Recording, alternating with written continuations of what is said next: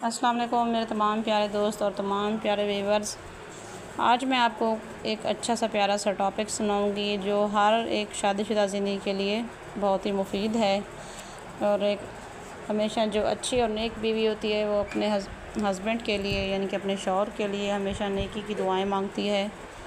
بہتر سوچتی ہے اور بہتری ہی چاہتی ہے اپنے گھر کے لیے اور اپنے ہسبینڈ کے لیے۔ اس لیے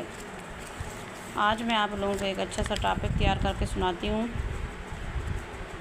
اے میرے اللہ، میرے شوہر کو ہمیشہ سلامت رکھنا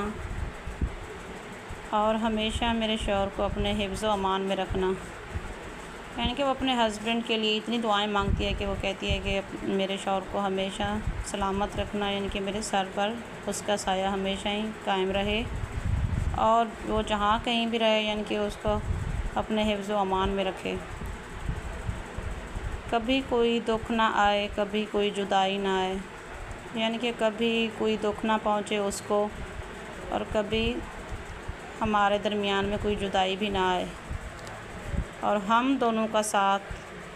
ایسے ہی تا قیامت رکھنا۔ ایسی ویڈیو حاصل کرنے کے لیے ویڈیو کو لائک اور شیئر ضرور کر دیجیے گا۔